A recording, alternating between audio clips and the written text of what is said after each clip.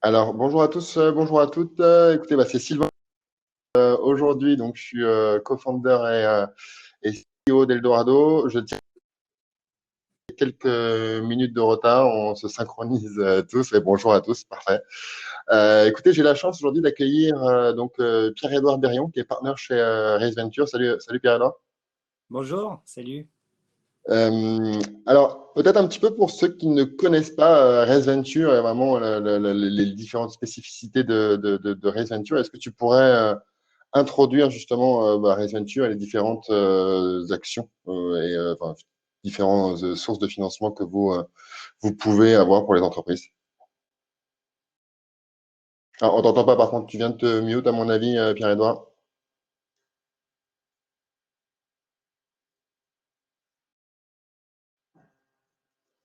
Alors, attends.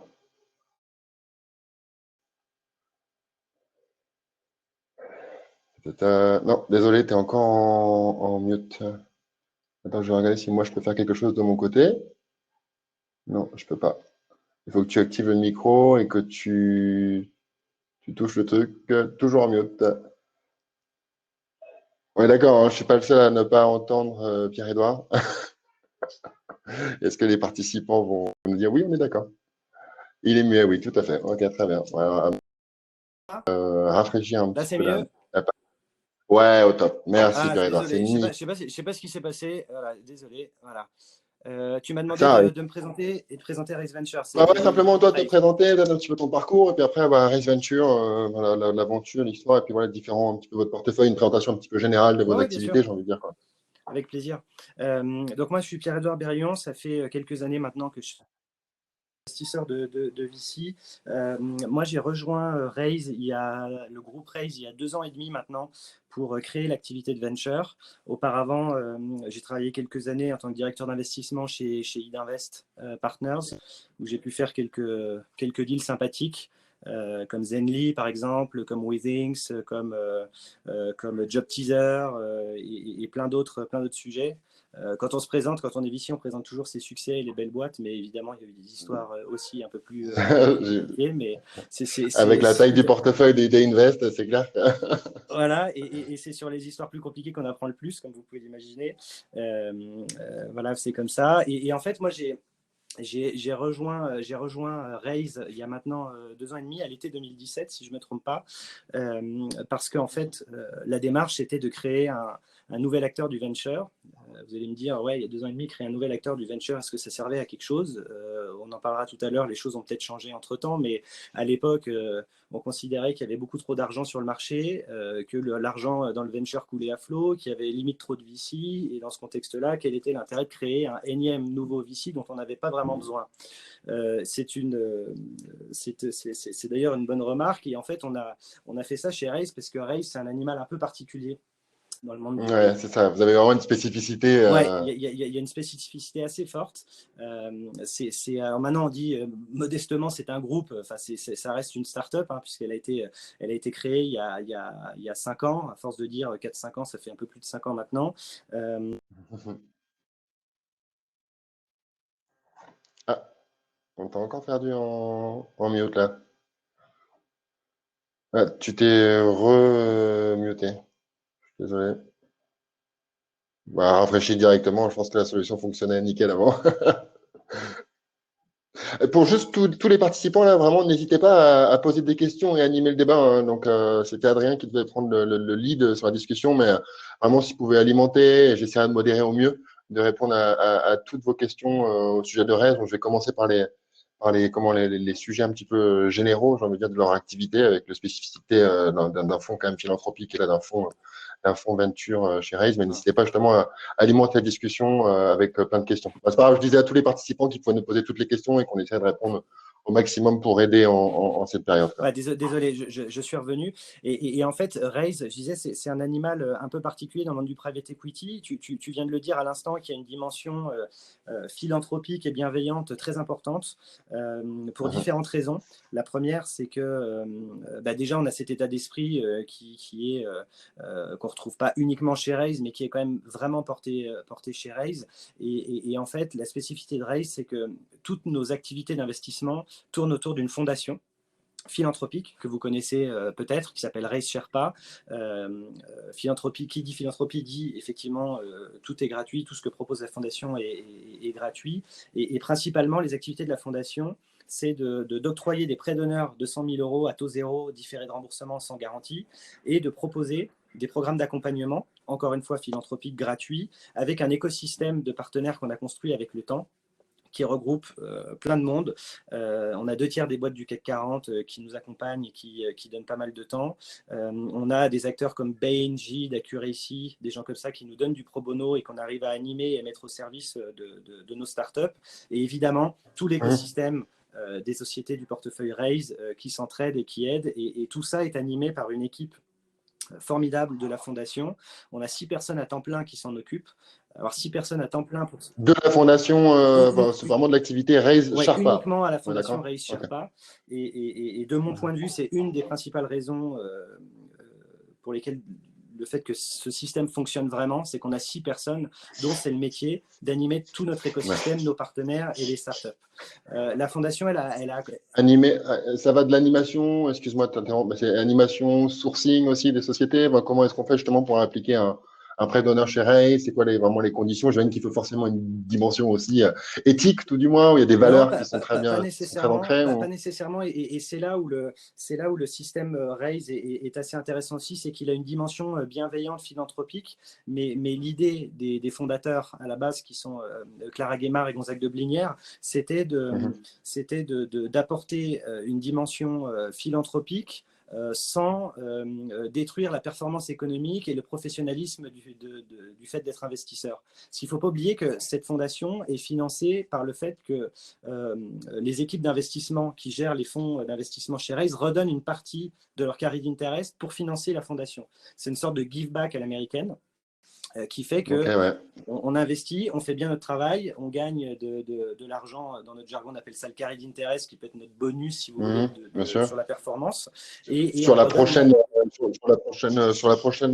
tour de table ou sur le prochain refinancement de l'entreprise ou pas du tout?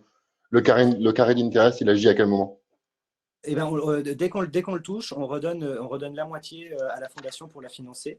Et au début, pour financer cette fondation, il y a certains investisseurs qui nous ont fait confiance et qui ont fait une avance de carry d'interest, qui ont fait un don en quelque sorte, qui ont compensé le fait de faire une avance de carry d'interest pour financer la fondation jour 1.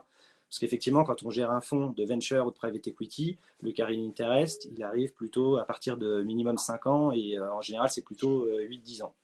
Donc, il faut financer entre-temps. Et on a certains de nos actionnaires investisseurs qui ont fait une avance de carry et qui ont fait un don. Et pour donc être éligible effectivement aux accompagnements de la Fondation, alors il y a plusieurs critères. Vous pourrez aller voir sur le site internet, mais principalement, c'est pour aider les sociétés qui sont en post-amorçage, qui existent déjà, mais qui sont toujours très jeunes et qui ont besoin qui ont besoin ou qui ont un intérêt à avoir d'accompagnement, bien sûr. Et l'accompagnement, du coup, tu dis, on retrouve un peu tout type de profil sur Sherpa, vraiment en tant que mentor, etc. Il y a tout type de profil. C'est pas du tout une démarche impact dans le sens où on ne traite que des sujets impact, que ce soit responsable sur le social, l'écologie ou tout ce qu'on peut imaginer. Pas du tout, c'est vraiment généraliste. On traite tous les sujets. Évidemment, on ne fera jamais de l'armement, de la drogue et tous ces trucs-là, c'est évident, mais on reste dans une démarche généraliste et le côté philanthropique impact de cette activité de Raise réside dans le fait que tout cet accompagnement est gratuit et que ce sont les équipes d'investissement qui redonnent une partie de ce qu'elles gagnent pour financer cette fondation. À la suite. Ça, c'est vraiment le côté impact et philanthropique. Et d'ailleurs, pour l'impact, vous avez, il me semble, aussi un bras financier pour financer les projets à impact, n'est-ce pas?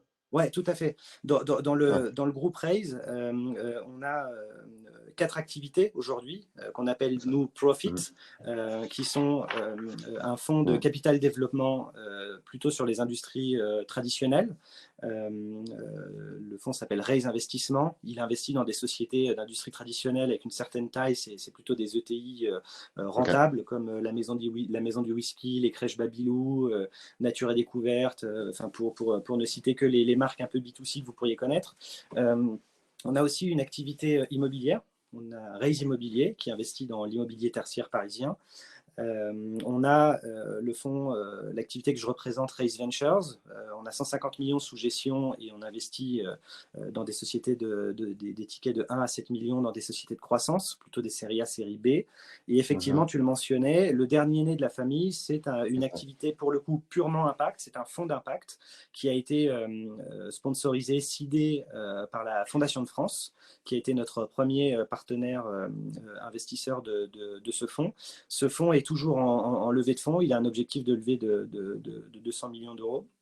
Et pour le coup, c'est vrai que cette activité, en revanche, est vraiment impact et elle respecte certains critères, les ODD, les différents ODD et les critères impact de l'ONU.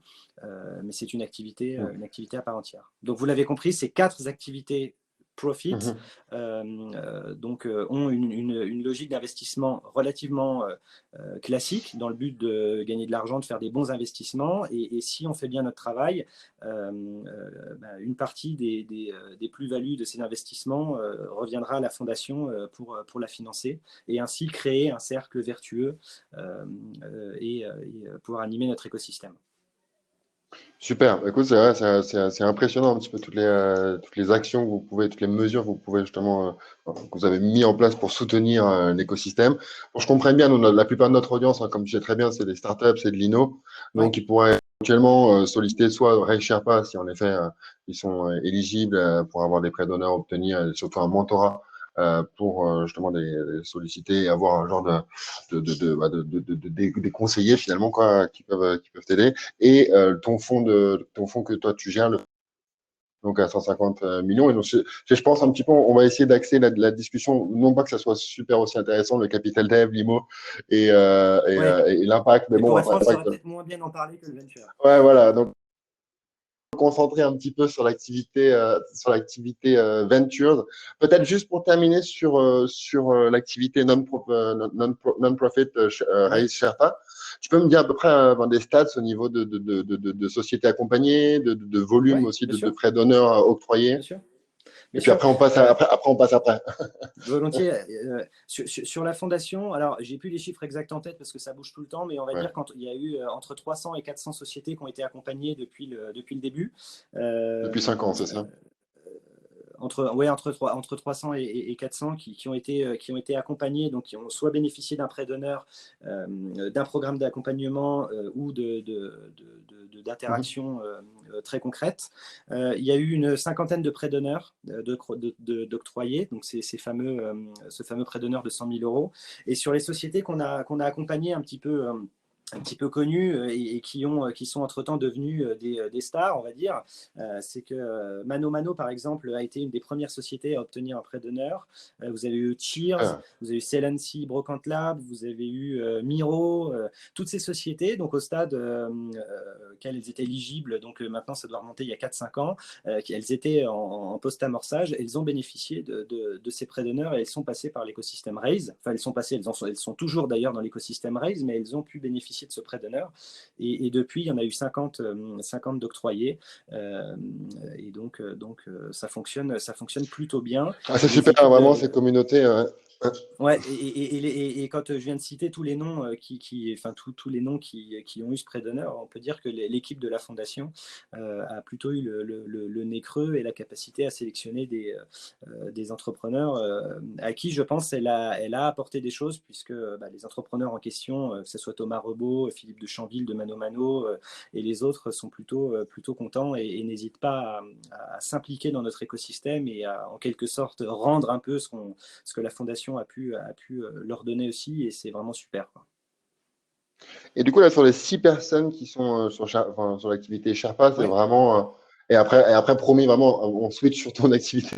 Mais sur ces 6 personnes-là, t'imagines, tu as quand même un portefeuille actif de membres, j'ai envie de dire, de 300 à 400 sociétés qui aujourd'hui rencontrent probablement des problèmes liés à la crise sanitaire. Bien sûr. Est-ce qu'à 6, est-ce que j'imagine, et toi, les sociétés aussi que tu as dans ton portefeuille chez RS Venture, j'imagine que vous avez agrégé tout ça sur une seule et même plateforme pour fournir de la doc, comment se traduit en termes d'operating partners, plus ou moins, sur RS Venture ou sur RS Sherpa, et la différence, est-ce que c'est une entité, une même famille? déjà, c'est deux portefeuilles assez différents, si on peut appeler le terme, si le terme portefeuille est adapté, mais c'est deux portefeuilles différents et deux équipes différentes avec des logiques, entre guillemets, d'investissement et d'accompagnement différentes, mais pour autant, on partage vraiment le même ADN. C'est-à-dire que quand on dit que Raise est une structure bienveillante, réellement supportive et tout ça, c'est qu'on l'entend un peu partout, c'est vrai, j'en conviens, mais nous, on insiste vraiment là-dessus parce que ça fait vraiment partie de notre ADN et le point commun que nous avons entre la fondation Raise Ventures et les autres équipes d'ailleurs, c'est d'être plus que jamais au chevet des entrepreneurs, de nos entrepreneurs dans cette période absolument irréelle qu'on n'a jamais vécue et qui est juste incroyable. On est dans une démarche vraiment d'accompagnement fort, à la fois un accompagnement opérationnel. On met à disposition des experts pour accompagner les entrepreneurs, certains entrepreneurs qui sont à la fois perdus parce qu'il y a plein de choses à décortiquer. La plupart de nos entrepreneurs sont plutôt la jeune génération d'entrepreneurs, des gens qui ont entre 20 et 35 ans, qui n'ont jamais vraiment vécu de crise en tant qu'entrepreneur. Et ça, c'est vraiment un baptême du feu qui est très intéressant, mais qui est aussi très, très stressant et qui peut faire en sorte de vous perdre un peu. C'est marrant parce que quand on voit certains autres entrepreneurs de notre portefeuille qui ont plutôt la cinquantaine d'années, qui ont déjà vécu la crise des années 2000 et tout ça, on voit 2008, 2008, c'est bon. Ouais, et les réflexes sont un peu différents. Mais tout ça pour dire qu'il y a un accompagnement opérationnel assez fort, d'une part, principalement dans un premier temps axé sur le fait d'y voir clair et de s'y retrouver vraiment dans les différentes aides que l'État a mis à disposition des startups. On a entendu parler effectivement des prêts garantis par l'État, du fonds de 80 millions de la BPI d'abondement sur des bridges qui pourraient être mis en place par des VC. Enfin, je pense que ce n'est pas le sujet d'entrer dans le détail de tout ça, mais il y a tellement de choses à appréhender, à digérer, à tout ça que évidemment, nous, on apporte notre pierre à l'édifice pour essayer de clarifier les choses.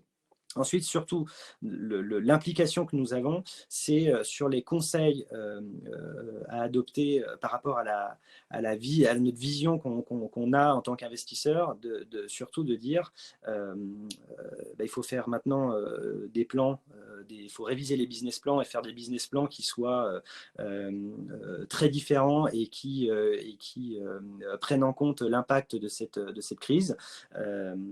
Et ça, c'est des exercices qui sont extrêmement compliqué parce que tout le monde dans ce webinaire, je pense, n'a aucune boule de cristal et ne sait comment cette histoire va se terminer.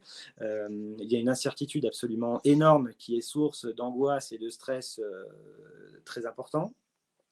Et du coup, aider à faire des plans, des crash tests, des plans qui permettent de préserver le cash au maximum, de manière à permettre aux boîtes de serrer les dents, laisser passer la crise pour bien repartir derrière.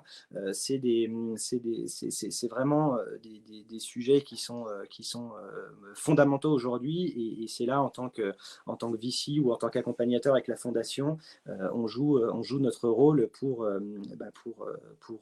rassurer et pour faire en sorte que toutes ces dispositions soient prises correctement et qu'elles soient bien prises. Ok, super. L'accent sur oui, excuse-moi, il y a aussi un sujet très important et c'est peut-être même le sujet principal. Il y a une troisième chose, c'est surtout qu'on est là aussi pour refinancer les boîtes parce qu'effectivement, refinancement, bien sûr. Et c'est là où on joue notre rôle et on assume nos responsabilités de VC, c'est qu'il y a des sociétés qui se prennent la crise en pleine face, notamment. Il y a quasiment tous les secteurs sont impactés. Il y a des secteurs extrêmement impactés comme le voyage, l'événementiel. Il y a beaucoup de boîtes finalement digitales de notre écosystème startup qui sont dans ces environnements-là. Vous avez des sociétés qui faisaient plusieurs dizaines de millions de chiffres d'affaires par mois, enfin des belles scale-up, des startups digitales qui sont devenues scale-up et qui faisaient plusieurs dizaines de millions de chiffres d'affaires par mois encore en février et qui font strictement zéro au mois de mars. Zéro, bien sûr. Justement, c'est très bien. Ça me permet de rebondir sur ton activité Raise Venture, peut-être la présenter un petit peu plus en détail, parce que là, j'imagine, ce que tu disais, le refinancement, les bridges, etc., c'est probablement uniquement avec ton activité Venture et pas forcément avec la fondation en tant que telle. C'est toi pour tes sociétés de ton portefeuille. Donc, tu nous disais que c'est 150 millions en gestion. Le fonds a été créé quand? Il a été créé il y a 2 ans et demi et on a annoncé le lancement officiel après avoir levé en septembre 2018. Donc, pile quand tu es arrivé, toi, quoi. Ça t'a pris Non, parce directement que le. non, moi je suis arrivé en 2017. Donc Ok. l'année entre l'été 2017 et septembre 2018, on a mis sur pied tout notre véhicule d'investissement et on a levé de l'argent parce que nous, on oublie un peu souvent que les VC, à l'instar des Ah, les LPs, ouais, entrepreneurs, bien sûr. Hein. doivent lever de l'argent. Et je pense sincèrement que c'est un objectif, enfin, que c'est un exercice tout aussi difficile que pour un entrepreneur de lever de l'argent. Donc, entre-temps, cette année-là a Vous été. avez réussi à avoir qui, du coup, comme LPs? Alors, en fait, on est un fonds un peu particulier. D'ailleurs, le terme fonds est un abus de langage et c'est une de nos spécificités aussi chez Raise Ventures en particulier. C'est qu'en fait, on est une société d'investissement dite evergreen dans notre jargon. Evergreen, ça veut dire qu'on n'a pas d'horizon de liquidité fort comme un fonds classique. C'est-à-dire qu'on est une société d'investissement sur 99 ans, une SA traditionnelle, et on réinvestit en permanence le capital initial du fonds dans de nouvelles sociétés. On fait tourner le capital. Contrairement à un fonds plutôt classique, FPCI aujourd'hui, Bien sûr. Hein. quasiment la majorité des fonds sont des FPCI. Ce sont des fonds qui ont des durées de vie, pour faire simple, une dizaine d'années. Mhm. Et c'est la raison pour laquelle ces fonds-là imposent des clauses de liquidité dans leur pacte d'actionnaires quand ils investissent dans des sociétés. C'est quasiment la seule et unique raison de pourquoi ils font ça. Parfois, on se demande pourquoi le fonds me demande de me garantir une liquidité au bout de 5-6 ans. C'est parce que lui-même, le fonds, doit garantir une Pour liquidité respecter assez ses élevée engagements avec aux ses LPs, investisseurs. voilà. Exactement. Nous, on est plus dans une logique de société d'investissement long terme, où on est capable d'être hyper flexible sur la durée de détention de nos sociétés dans le portefeuille. Si on doit vendre une boîte au bout de 12 mois parce que l'entrepreneur est content de vendre et que tout le monde est content, bah, on sera ravi de le faire. Et si on doit rester 15 ans dans une boîte parce que ça se développe bien et que on connaît très bien cette boîte, on a envie de capitaliser dessus parce qu'on la connaît par cœur, parce que ça fait 15 ans qu'on est dedans et qu'on est au board, et ben on sera ravi de rester 15 ans. Et parfois, ça peut être source de grande stabilité pour une entreprise, et les entrepreneurs peuvent voir une forme de stabilité, de dire voilà, je sais que je n'aurai pas nécessairement de désalignement d'intérêt avec mes investisseurs dans 4-5 ans parce qu'on est ensemble le temps qu'il faudra et pour écrire l'histoire qu'on a envie d'écrire tous ensemble. Donc ça, c'est une Bien sûr. spécificité de Raise Ventures. D'accord. Mhm. Et effectivement, on a une capacité d'investissement de 150 millions avec cette activité, avec différentes poches d'investissement. Sur la poche un peu venture traditionnelle, on investit des tickets de 1 à 7 millions d'euros. Donc, on est vraiment sur un positionnement série A, série B, on va dire les premiers à deuxième tours de financement institutionnel d'une certaine taille. Et on est tout secteur agnostique. On investit dans tous les business models qui sont innovants, scalables dans les secteurs de croissance. Donc ça veut tout et rien dire, mais ça veut surtout dire que c'est la grande famille de l'Internet, de l'innovation de services et du digital. Ouais. Et on a déjà investi dans 12 boîtes aujourd'hui, Ok. dont la société de location de voitures Virtuo, Bird Office, les fleurs Bergamote, Livestorm, justement, l'outil qu'on est en train d'utiliser en ce moment. Voilà, donc assez agnostique en termes de secteur, B2C, B2B, mais voilà, le dénominateur commun, c'est quand même cette grande famille du digital et de l'Internet. Bien sûr, ok. Donc 12 participations depuis 2 ans, ce qui est solide en Série A. C'est Ouais, une on a bonne, déployé une bonne, de millions une bonne d'euros. vélocité. Hein. Ouais, tout à fait. Ouais, on a Et déployé donc une trentaine de millions d'euros. par rapport à ton portefeuille, du coup, là, actuellement, tu t'estimes à 50%, donc plus de business du tout. Vraiment là, Ouais, on va plus rentrer dans l'impact de la crise, justement. bah, c'est ce que je disais tout à l'heure. En fait, cette crise impacte quand même relativement tout le monde. Il y a quelques sociétés, malgré tout, qui arrivent à profiter de la crise.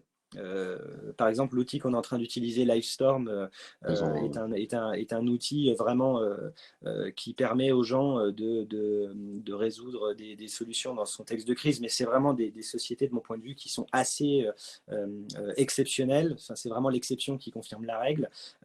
Après, vous avez des secteurs Et puis, qui sont Livestorm, elle a quand hyper... même une spécificité, typiquement, d'avoir un avenir post. Il y a quand même pas mal Également. qui sont vraiment temporairement, ouais, bah, ça marche à fond, et puis Ouais, c'est vrai. dès que le corona sera plus là et qu'on sera plus tous confinés, tout le monde va partir. Là, c'est vraiment, ça s'inscrit dans une logique Tout à fait. B2B où c'est de l'usage, la création d'usage, quoi. Je C'est sais pas, d'ailleurs, exactement est-ce ça. C'est qu'ils un bout. ont un prix trial? Je sais pas exactement comment ils font l'acquisition des denrées. C'est un bout. La crise pour des sociétés comme ça, c'est un booster d'acquisition énorme, comme C'est Zoom, ça. comme tous ces systèmes-là. Après, l'enjeu derrière, effectivement, c'est que quand je dis que c'est un boost d'acquisition, c'est-à-dire que si le produit est bon, si les gens sont très contents et l'intègrent dans leur habitude, il y a une capacité en plus à capitaliser sur ce moment d'acquisition exceptionnel pour booster un petit peu l'attraction de la boîte. Mais effectivement, il y a d'autres boîtes qui profitent de la crise, mais qui du jour au lendemain verront leur activité rebaisser aussi vite que la crise repartira. Les producteurs de masques, peut-être, par exemple, ou des gens comme ça, mais voilà. Après, effectivement, vous avez, mais encore une fois, des sociétés comme ça, finalement, il n'y en a pas énormément dans les portefeuilles. C'est vrai que le software, en général, subit un petit peu mieux la crise, puisque c'est des business models qui sont beaucoup plus résilients, qui sont sur des logiques d'abonnement long terme, et du coup, c'est des business models qui sont par définition un peu plus résilients. En revanche, sur la partie commercialisation, l'effort commercial et le côté croissance, il est quand même pas mal remis en cause parce que vous avez des entreprises qui sont à l'arrêt, vous avez moins d'écoute des acheteurs dans les entreprises, et puis les entreprises, globalement, sont quand même sacrément assises sur la caisse et ne sont pas dans une démarche d'investir ou d'acheter de nouveaux services ou quoi que ce soit. Donc les business models sont assez résilients, mais il y aura quand même forcément un impact sur la croissance du chiffre d'affaires et de l'effort commercial. Maintenant, du sourcing, là, aujourd'hui, vous êtes toujours en sourcing, ça a changé quelque chose pour vous? Vous étiez en process, vous aviez Ouais. des LOI en cours lors de la crise, voilà, enfin, l'impact vraiment sur le sourcing Ah, et non, mais et le deal closing, quoi. c'est une bonne question qui revient souvent. Effectivement, on est dans une période d'incertitude absolument énorme. Donc, quand on est dans une période d'incertitude, on a plutôt envie d'attendre, de regarder ce qui se passe, où est-ce qu'on va atterrir. Aujourd'hui, personne ne le sait. Du coup, le discours officiel de de la plupart des VC, y compris de Raise Ventures, c'est-à-dire qu'on est toujours actif sur l'investissement. On est d'ailleurs en train, en ce moment même, de faire un investissement, un nouvel investissement. Donc, on est en train de rentrer dans une boîte. Donc tout ça pour dire que les VC continuent à investir, pas de la même manière qu'avant, ça c'est évident. Il y a des sujets sur lesquels nous, malheureusement, on a dû en cours de route, alors certes, on est en train de faire un deal, mais on a dû en cours de route arrêter aussi l'investissement dans un autre deal qui n'était absolument plus en phase avec la période actuelle de crise et de l'incertitude qu'il va y avoir après la crise. Donc ça remet vraiment tout en cause. On investit à des conditions très particulières, c'est-à-dire il faut qu'on soit sur des business models qui soient assez rassurants, assez résilients, avec des équipes comme d'habitude exceptionnelles et des valorisations sur lesquelles on est à l'aise. Parce que le sujet valorisation est un sujet fondamental et important. C'est qu'il y a un tel bazar aujourd'hui sur l'économie en général. Il n'y a qu'à voir les niveaux de la bourse, du Dow Jones, du CAC 40, voire même du Nasdaq. Ça va remettre en cause tout l'écosystème économique. J'entends par là les rachats, les M&A, les valorisations de M&A. On a connu une période très haut de cycle dans le venture jusqu'en février, où les valorisations n'avaient jamais été aussi élevées qu'en janvier-février. Et tout ça, en toute logique, devrait être remis en cause pendant la crise et post-crise. Ou pendant la reprise, on va dire, post-crise. Et ça, personne ne sait ce que ça va vraiment donner, personne ne sait sur quel niveau on va être. Et ça, pour un VC, pour nous, investisseurs, c'est hyper compliqué de l'appréhender et c'est hyper compliqué de faire une valorisation aujourd'hui, d'établir une valorisation d'une boîte aujourd'hui. crois que c'est Benoît Grossman l'autre jour qui disait en février, les VC étaient dans la peur du FOMO, de dire l'angoisse d'un VC, c'était de dire il faut absolument que je ne rate pas ce deal, que je sois dans ce deal, quel qu'en soit le prix, parce qu'on est dans des hauts cycles et qu'on est prêt à C'est payer. clair, c'est le FOMO, quoi. Et aujourd'hui, on est rentré dans la peur de passer pour un con vis-à-vis de nos actionnaires ou de nos LPs en disant que pourquoi vous avez fait ce deal à ce prix-là, c'est n'importe quoi, dans un environnement hyper instable où on ne sait pas ce que ça va donner et on sait pas quels vont être les valos après la crise. Donc il faut appréhender tout ça. Pour nous aussi, les investisseurs, c'est un job d'équilibriste.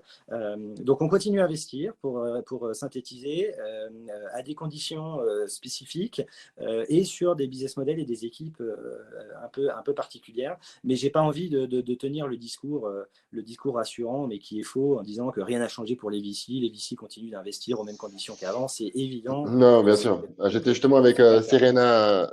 J'étais avec Serena hier. C'est pareil, il continue les investissements. Et d'ailleurs, je vois qu'on avait une question de Guillaume. Serena continue ses investissements. Le discours est tel que me disait Xavier, ce qu'il nous disait, c'était que la unit économique, c'est différente aujourd'hui. Il parlait de unit économique qui est aujourd'hui sur la viabilité économique d'un projet versus la croissance, la scalabilité du projet, quoi, finalement. Donc, c'est un peu plus… Complètement. Et c'est d'ailleurs le message qu'on fait passer à nos sociétés en ce moment même. Et ça, je pense que ça va changer, peut-être pas pour toujours, mais pour un bon moment. C'est qu'aujourd'hui, vous allez avoir une prime à la capacité d'être rentable pour une société versus l'hypercroissance avec un burn non maîtrisé. Jusqu'en février, les sociétés les plus à la mode dans notre secteur, qui étaient valorisées le plus, c'était les sociétés, je caricature volontairement, mais qui faisaient une croissance colossale, mais qui en contrepartie avaient un burn absolument affolant. Et quand vous étiez dans cette situation-là, vous étiez mieux valorisé qu'une boîte quasiment à l'équilibre et qui faisait 20% de croissance. C'est ça, quoi. C'est exactement ça. À partir d'aujourd'hui, et pour un bon moment à mon avis, vous allez avoir une prime aux sociétés qui ont la capacité de maîtriser leur business model, de maîtriser significativement leur burn et sur lesquels on a une visibilité d'atteinte de la rentabilité certaine, entre guillemets, sur un plan déterminé. À l'époque, les VC, il y a quelques années, quand ils investissaient dans des boîtes comme Uber, il y avait une croissance colossale, il y avait un burn colossal aussi. Il y a certains investisseurs qui ne savaient même pas quand est-ce que la boîte allait être rentable et si la boîte pouvait tout simplement être rentable un jour, mais qui investissaient parce qu'il y avait une prime à la croissance absolument énorme. Je pense que ce temps-là, il va être quand même sacrément revu et les choses vont vraiment changer. Il va y avoir une prime à la vertuosité, si je peux employer ce mot, sur du business model et sa capacité à le rendre rentable ou flexible par rapport à la gestion du burn. Ouais. Et c'est vraiment le message qu'on fait passer aux boîtes aujourd'hui. Vraiment préservez votre cash de manière à laisser passer la crise. Asseyez-vous sur la caisse. Prenez le maximum de financement que vous pouvez et on verra après comment on fait et dans quelle mesure, dans quelles conditions on repartira. Mais aujourd'hui, plus que jamais, cash is king. Et dans ces périodes-là, plus que sauver jamais, les cash coûts. is king. Exactement. Bien sûr. Et prendre toutes les mesures, bien évidemment, au niveau des collaborateurs, directement aller chercher tous les prêts potentiels, toutes les subventions, tous les dispositifs qui sont mis en place, ou ceux qu'on n'aurait pas encore eu sollicités auparavant, parce qu'on n'avait pas fait la démarche et qu'on était dans l'euphorie de l'acquisition. Moi, j'ai tendance à dire aujourd'hui, quand on vous propose de l'argent, il faut le prendre. Hein. Quand on vous propose de l'argent, il faut le prendre. Pas trop regarder les conditions parce que l'argent, le cash aujourd'hui vaut très très cher. C'est une valeur extrêmement importante et sans faire n'importe quoi évidemment et pas n'importe quelle condition. Mais quand on vous donne de l'argent, il faut le prendre, que ce soit en dette ou en equity. Bien sûr. Je te rejoins complètement là-dessus. On a quelques questions, peut-être que je propose qu'on déroule pour ne pas durer trop longtemps. Alors, je vais essayer de trier par le nombre de votes. Alors, on a Hoang Lewy qui propose le fait que Raise Venture soit un fonds d'investissement evergreen. Est-ce que vous demandez à vos LP des durées d'engagement? Beaucoup aussi. Du coup, publiez-vous une valeur indicative, liquidative régulièrement, permettant à certains LP de sortir du fonds en cas exceptionnel? Ouais, c'est une excellente question. Ah ouais. tout doit être cohérent dans la chaîne, effectivement. Donc, nous, on n'impose pas de clause de liquidité à nos sociétés du portefeuille. Donc, en toute logique, nos investisseurs ne nous imposent pas de clause de liquidité, effectivement. On ne leur garantit pas de leur rendre la totalité de leur argent à une date prédéterminée. En revanche, ce qu'on s'engage à faire, effectivement, c'est de distribuer les plus-values que nous faisons. Quand on investit dans une boîte à 100, on la vend 300, on récupère 200, ça on le rend, les 200 les rend à nos investisseurs, on garde les 100 pour les réinvestir. Ça, c'est le côté vraiment evergreen. Et effectivement, on calcule une valeur liquidative régulière, trimestrielle ou semestrielle, je crois, qui permet effectivement des transactions secondaires au sein du fonds. Si un investisseur veut sortir totalement pour n'importe quelle raison, il peut tout à fait se trouver un acheteur et reprendre ses parts. C'est comme une part d'une société classique, une part d'une société d'une start-up ou d'une société traditionnelle. Il y a une valorisation, une valeur liquidative qui est faite et après les deux acheteurs de gré à gré s'entendent ou pas sur le prix, s'arrangent sur le prix et peuvent faire la transaction.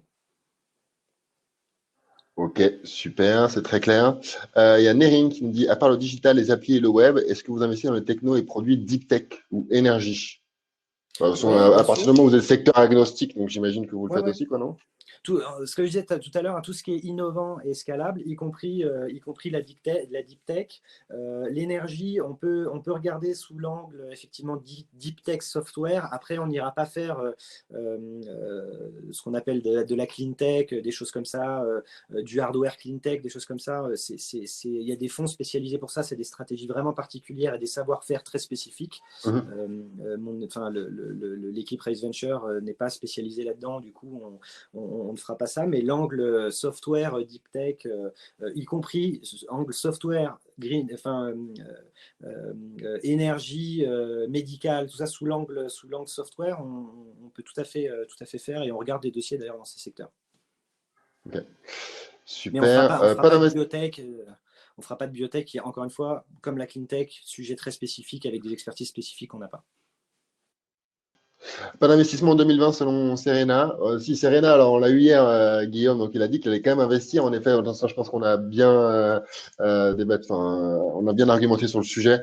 C'est juste les valorisations, les unités économiques regardées ne sont pas forcément les mêmes, quoi. Non, mais pour ne pas se raconter d'histoire sur ces sujets, pas d'investissement en 2021, non. On n'est pas dans une logique de dire on n'investit pas en 2021.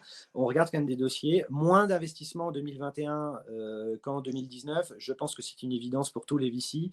Ça, c'est sûr. Bien sûr. Ouais, bien sûr. Ok, il y a Farid. Compte tenu de cette crise, selon vous, quels sont les secteurs sur lesquels vous allez vous positionner sur les investissements en tech? Est-ce que c'est sortir des secteurs de prédilection, les solutions webinar, la télémédecine ou... Alors, tous les sujets qui ont des business models résilients. Par exemple, dans notre portefeuille de Raise Venture, on a une société depuis quelques mois qui s'appelle WeMaintain, qui est dans l'innovation de la maintenance d'ascenseurs. Ça, c'est un sujet typiquement qui n'est pas vraiment impacté par la crise, dans le sens où la maintenance d'ascenseurs est un sujet critique. Crise ou pas crise, les opérateurs de building auront besoin d'avoir des prestataires de maintenance d'ascenseurs et ce sont des contrats récurrents pluriannuels qui ne seront pas nécessairement remis en cause par la crise parce qu'encore une fois, c'est des business hyper résilients et critiques. Personne ne prendra le risque de ne plus payer son ascensoriste et de ne plus maintenir en état son ascenseur. De toute façon, il n'aurait pas le droit parce que c'est légal et c'est une question de sécurité. Donc, des business comme ça, dans la grande famille du software aussi, il y a quand même des business qui sont assez résilients face à la crise, mais pour répondre simplement à la question, la grande famille du software est un sujet qui peut être considéré comme assez résilient et sur lesquels on pourrait tout à fait imaginer se positionner en 2021. Okay. Une autre question de Wang qui est assez intéressante, qui est sur le chat, je ne sais pas si tu la vois. Y a-t-il des entrepreneurs startups qui sont à la fois chez Raise Sherpa et chez Raise Venture? Alors, est-ce que tu peux être dans les deux?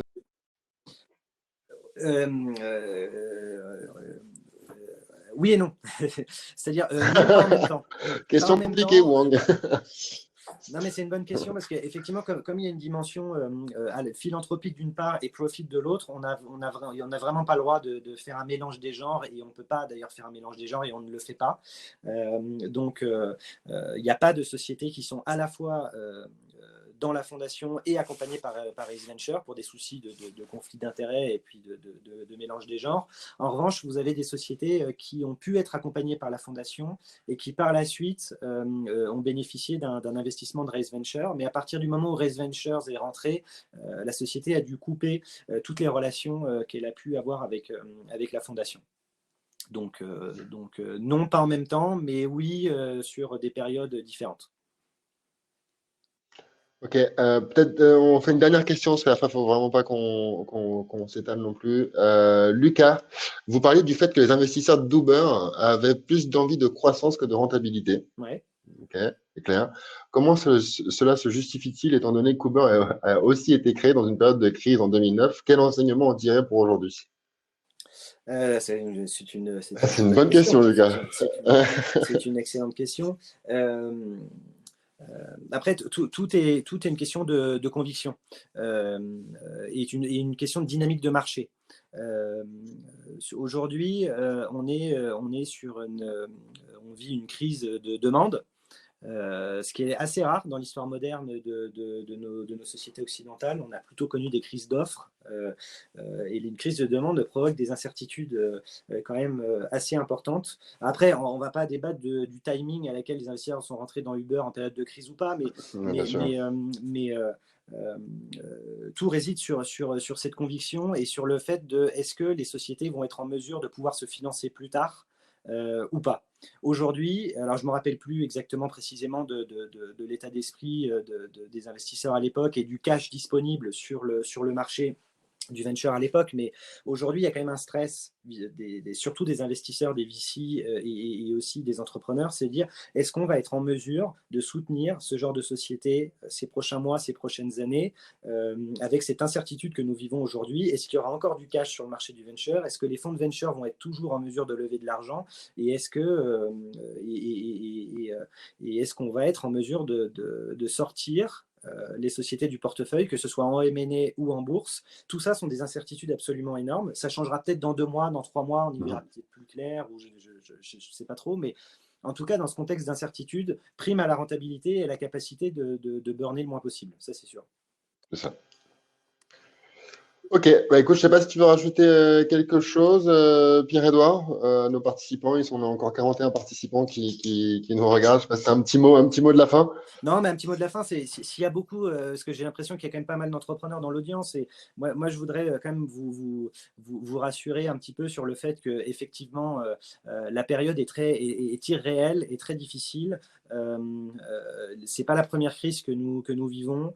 Aujourd'hui, je pense qu'on a quand même la chance d'avoir des solutions qui s'offrent à nous de financement et qui vont nous permettre de passer cette crise le mieux possible, le plus rapidement possible. Moi, j'emploie souvent l'expression serrer les dents et espérer que ça passe le plus vite possible pour qu'on puisse repartir.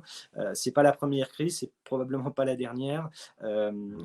Voilà, il faut surtout sur les sociétés très jeunes qui n'avaient pas l'habitude qui n'ont pas nécessairement qui n'est pas dans une démarche de faire beaucoup de chiffre d'affaires, ça ne change pas fondamentalement les choses. Il faut juste maîtriser ses OPEX. La chaîne de financement n'est pas cassée, elle ne sera pas cassée, je ne pense pas, sauf si la crise dure 1 an et demi, mais je pense qu'il faudra se faire du souci pour d'autres secteurs que celui de notre écosystème des startups. Mais en tout cas, la chaîne de financement n'est pas cassée, les fonds continuent à investir et quand la reprise sera là, ils vont continuer à investir et c'est pas la fin du monde non plus. Enfin, j'espère. À l'heure où on se parle, c'est pas la fin du monde. Il faut